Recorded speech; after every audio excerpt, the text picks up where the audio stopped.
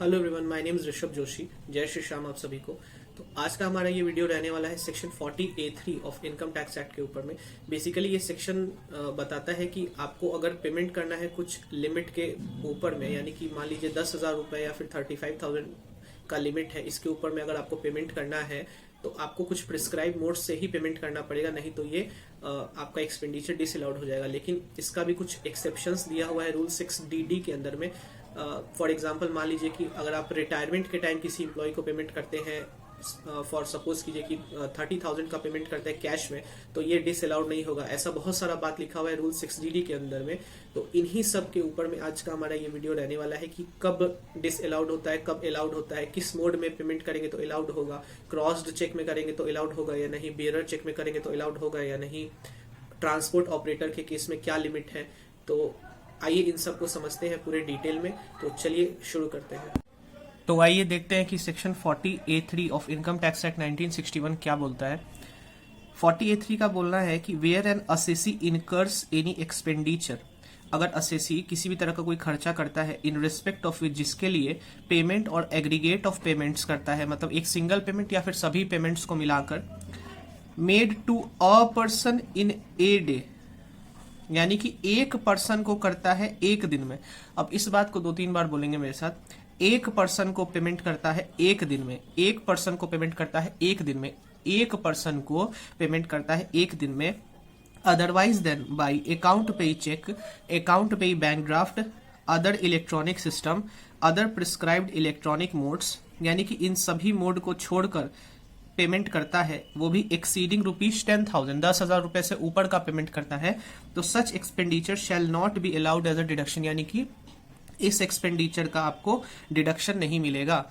यानी कि अगर आपको कभी भी 10,000 रुपया से एक्सीडिंग पेमेंट करना है, यानी कि 10,000 रुपया तक तो ठीक है, 10,000 रुपया से एक्सीडिंग पेमेंट करना है, तो आप हमेशा अकाउंट पे चेक, अकाउंट पे bank draft, other electronic system या फिर अदर प्रिस्क्राइब इलेक्ट्रॉनिक मोड से ही पेमेंट करेंगे। और अगर आपने इनको छोड़कर पेमेंट किया तो एक्सपेंडिचर जो है वो अलाउ नहीं होगा, डिडक्शन बोलकर मतलब वो डिसअलाउड हो जाएगा। अब अदरवाइज देन बाई अकाउंट पे चेक, अकाउंट पे बैंक ड्राफ्ट, इसका क्या मतलब इनको छोड़ के आप किस में पेमेंट करेंगे, 10,000 एक्सीडिंग, तो डिसअलाउ हो जाएगा। तो यानी कि अगर आप कैश में पेमेंट करते हैं, बियरर चेक में करते हैं, क्रॉस्ड चेक में करते हैं, मान लो 11,000 रुपए का पेमेंट, तो उस केस में क्या होगा, ये डिसअलाउ हो जाएगा। अदर प्रिस्क्राइब इलेक्ट्रॉनिक मोड्स का क्या मतलब है, तो अदर प्रिस्क्राइब इलेक्ट्रॉनिक मोड्स का मतलब है debit card, credit card, net banking, IMPS, RTGS, NEFT, UPI, भीम आधार पे, ये सब एग्जांपल्स है अदर प्रिस्क्राइब इलेक्ट्रॉनिक मोड्स का। आइए इसको एक एग्जांपल के हेल्प से और अच्छे से समझते हैं। जैसे मान लीजिए कि X लिमिटेड है एक कंपनी, इसने इनकर किया 32,000 रुपया।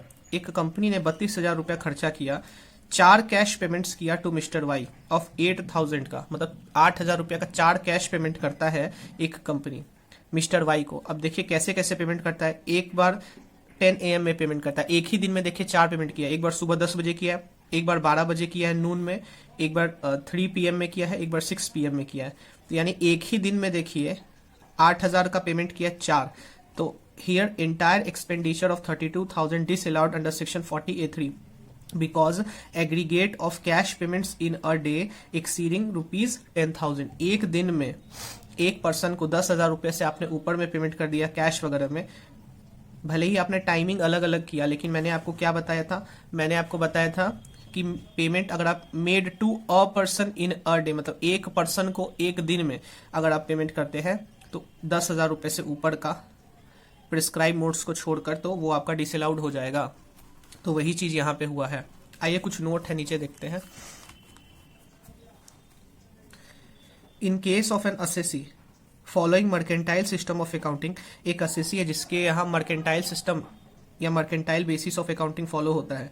If an expenditure has been allowed as a deduction in any previous year, मान लीजिए कि प्रीवियस ईयर में कोई खर्चा अलाउ हो जाता है ऑन ड्यू बेसिस पर बोलकर, and payment has been made in subsequent year, ठीक है, और पेमेंट आने वाले साल में हमने पेमेंट किया, otherwise than prescribe mode, then the payment so made shall be deemed to be income of subsequent year if payment or aggregate payment made to a person in a day exceeding ₹10,000। अब इसको समझते हैं हिंदी में एक example लेके। देखो example है previous year 20-21 में मान लो कि हमने प्रॉफिट एंड लॉस अकाउंट में 11,000 रुपया डेबिट किया, कोई खर्चा, ठीक है, एंड हमने इसका पेमेंट नहीं किया 20-21 में, हमने इसे पेबल दिखाया बैलेंस शीट में, लेकिन हमने प्रीवियस ईयर 20-21 में इसका डिडक्शन ले लिया। अब प्रीवियस ईयर 21-22 में हमने इस खर्चे का पेमेंट किया, 11,000 रुपया कैश में पेमेंट कर दिया। पिछले साल हमने ड्यू बेसिस पर इसका डिडक्शन ले लिया था, लेकिन जब हमने एक्चुअल में नेक्स्ट ईयर में पेमेंट किया तो हमने कैश में पेमेंट कर दिया, तब यह 11,000 रुपया प्रीवियस ईयर 21-22 में हमारा इनकम मान लिया जाएगा। ठीक है, अब आओ और देखते हैं। Limit would be ₹35,000 applicable in case of payment made to transport operators. अभी तक आप देख रहे थे कि पेमेंट अगर हम 10,000 रुपया एक्सीडिंग करते हैं अदरवाइज प्रिस्क्राइब मोड में तो वो डिसअलाउड हो जाता है, लेकिन वो 10,000 का लिमिट 35,000 होता है अगर हम पेमेंट करते हैं टू ट्रांसपोर्ट ऑपरेटर्स को। ट्रांसपोर्ट ऑपरेटर ने पेमेंट किया नहीं, ट्रांसपोर्ट ऑपरेटर को हम पेमेंट कर रहे हैं, मतलब payment made to transport operators को अगर हम पेमेंट कर रहे हैं, किस लिए पेमेंट कर रहे हैं, तो फॉर प्लाइंग, हायरिंग और leasing goods carriages otherwise than through prescribe mode, मतलब प्रिस्क्राइब मोड को छोड़कर बस वो लिमिट वहां यहाँ 10,000 को छोड़कर 35,000 हो गया। आओ और देखते हैं cases where circumstance, cases where disallowance would not be attracted. ऐसा कुछ केसेस है जिसमें डिसअलाउंस अट्रैक्ट नहीं हो, जैसे कि लोन का ट्रांजेक्शन। देखो, it does not apply to loan transaction. अब ये जो 40A3 है ये लोन के ट्रांजेक्शन पे अप्लाई नहीं होता, बिकॉज एडवांसिंग ऑफ लोन और repayment of principal amount of loan, अगर हम किसी को लोन देते हैं या फिर हम रीपेमेंट करते हैं किसका, प्रिंसिपल अमाउंट ऑफ लोन का, ये वर्ड बहुत इंपॉर्टेंट है, प्रिंसिपल अमाउंट ऑफ लोन का अगर हम रीपेमेंट करते हैं तो does not constitute an expenditure, ये आपका खर्चा नहीं माना जाएगा। लेकिन हाउएवर इंटरेस्ट पेमेंट एक्सीडिंग ₹10,000, लेकिन अगर आप इंटरेस्ट का पेमेंट करते हैं, ब्याज का पेमेंट करते हैं 10,000 रुपया से एक्सीडिंग एट अ टाइम, एक समय में, are required to be made through prescribe mode. अगर आप 10,000 रुपया से एक्सीडिंग इंटरेस्ट का पेमेंट करते हैं तो आपको प्रिस्क्राइब मोड्स में ही करना है, क्योंकि इंटरेस्ट आपका एक डिडक्टेबल एक्सपेंडिचर होता है। लेकिन वही बात ऊपर में बोला कि अगर आप एडवांसिंग ऑफ लोन्स के केस में या फिर repayment of principal amount of loan के केस में does not constitute an expenditure, इन दोनों में ये एप्लीकेबल नहीं होगा। लेकिन इंटरेस्ट का पेमेंट कभी भी आप करेंगे तो एक्सीडिंग ₹10,000 ही करेंगे। आइए और देखते हैं, आओ और देखते हैं इसी में। It does not apply to payments made by commission agent. अब कमीशन एजेंट पेमेंट करता है, मान लीजिए for goods received by them, commission agent को गुड्स मिला, उसके लिए कमीशन एजेंट ने पेमेंट किया, किस चीज के लिए, तो कमीशन एजेंट अब इस गुड्स का क्या करेगा, तो फॉर सेल ऑन कमीशन या फिर कंसाइनमेंट बेसिस, सेल करने के लिए। ठीक है, यानी कि payments made by commission agent, payments किया कमीशन एजेंट ने for goods received by them for sale, ताकि सेल कर सके कमीशन या कंसाइनमेंट बेसिस पे, तो इस केस में भी 40A3 नहीं लगता है, because such payment is not an expenditure, क्योंकि ये पेमेंट जो है वो एक्सपेंडिचर नहीं है। फॉर द सेम रीजन, इसी रीजन की वजह से 40A3 का जो रिक्वायरमेंट है वो नहीं लगता है एडवांस पेमेंट के ऊपर में, made by the commission agent to the party concern, अगर कमीशन एजेंट किसी पार्टी को करता है against the supply of goods. लेकिन नीचे क्या लिखा हुआ है, however where commission agent purchases goods on his own account, commission agent मान लो कुछ गुड्स को खरीदता है अपने लिए, ठीक है, but not on the commission basis, commission basis पर नहीं खरीदता है, तो द रिक्वायरमेंट विल अप्लाई, यानी कि इस केस में 40A3 एप्लीकेबल हो जाएगा। अब आइए देखते हैं रूल 6DD। इसका मतलब हो गया कि यहाँ भी 40A3 एप्लीकेबल नहीं होगा, यानी कि 10,000 रुपए से आप ऊपर का पेमेंट कर सकते हैं कैश में या कैसे भी। अब किसको पेमेंट कर सकते हैं, तो payment made to Reserve Bank of India या फिर एनी बैंकिंग कंपनी। अगर RBI को आपको पेमेंट करना है कैश वगैरह में 11,000 रुपया या कैसे भी, तो आप पेमेंट कर सकते हैं। State Bank of India or any subsidiary bank, cooperative bank or land mortgage bank, cooperative bank, फिर है primary agricultural credit society or any primary credit society, Life Insurance Corporation of India, इन सबको आप payment कर सकते हैं 10,000 रुपए से ऊपर का भी कोई दिक्कत नहीं है। 40A3 यहाँ पे एप्लीकेबल नहीं होगा। Payment made to government, government को आप कितना भी पेमेंट कर सकते हैं। फिर आता है payment is made by, payment आप करते हैं कैसे, तो any letter of credit arrangements through a bank, LC के अरेंजमेंट्स से आप पेमेंट करते हैं। Payment is made by any letter of credit arrangement, LC के थ्रू आप पेमेंट करते हैं, या फिर मेल और telegraphic transfer through a bank से करते हैं, या फिर book adjustments from any account in a bank to any other account in that और एनी अदर बैंक। फिर इसी में है payment is made bye bill of exchange made bill of exchange से आप पेमेंट करते हैं पेबल ओनली टू बैंक। अब ये बिल ऑफ एक्सचेंज जो है वो पेबल होना चाहिए ओनली टू बैंक। और देखते हैं, payment is made by way of adjustment against the amount of any liability incurred by the pay for any goods supplied or services rendered by the assessee to such pay. और देखते हैं, payment is made for the purchase of, हमने payment किया है इन सब चीज के purchase के लिए, जैसे कि एग्रीकल्चरल और forest produce of animal husbandry including livestock, meat, hides and skins, और डेयरी और पोल्ट्री फार्मिंग, फिश और फिश प्रोडक्ट ऑफ हॉर्टिकल्चर और एपीकल्चर।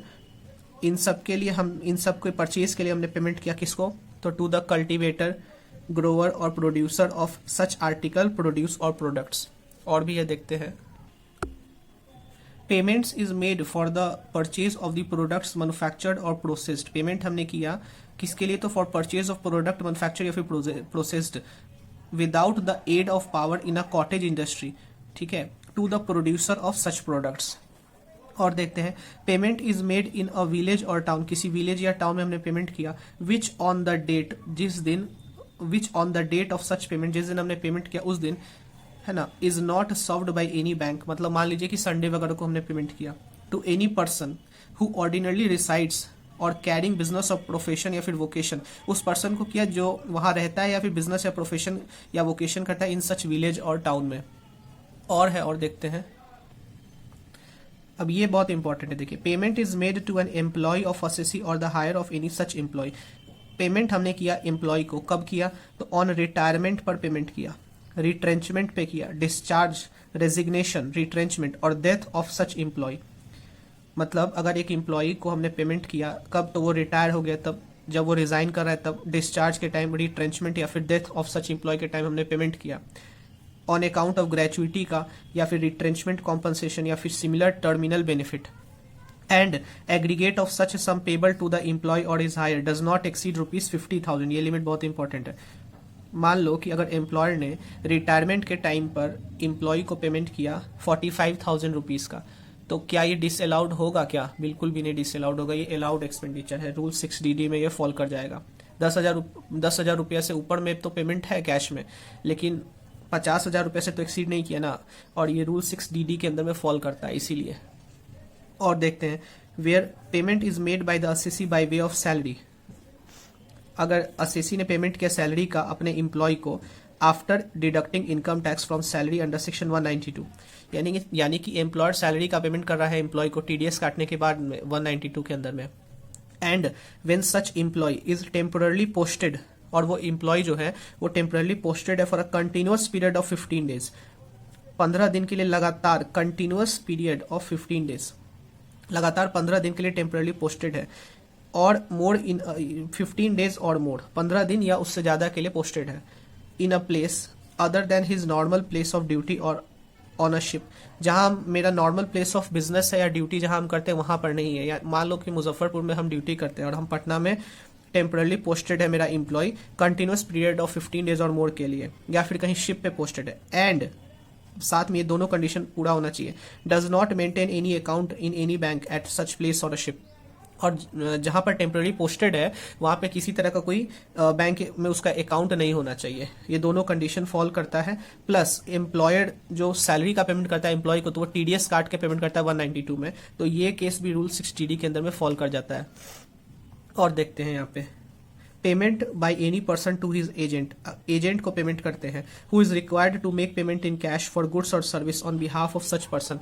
हमने एजेंट को पेमेंट किया 15,000 रुपया का कैश में, अब उस एजेंट को वह पेमेंट करना है मेरे बिहाफ में किसी और पर्सन को कैश में, तो ये भी रूल 6DD के अंदर में फॉल कर जाएगा। वही लिखा हुआ है, payment by any person to his agent who is required to make payment in cash for goods or service on behalf of such person. फिर है, payment is made by authorised dealer or money changer. अब authorised dealer या money changer जो होता है, जो आपको foreign exchange बदल के देता है, तो अगर हम ऑथोराइज्ड डीलर या मनी चेंजर ने पेमेंट किया, payment is made by authorised dealer या फिर मनी चेंजर ने पेमेंट किया against purchase of foreign currency or travellers cheque in the normal course of business, तो ये भी आपका रूल 6DD के अंदर में फॉल कर जाएगा। Thank you.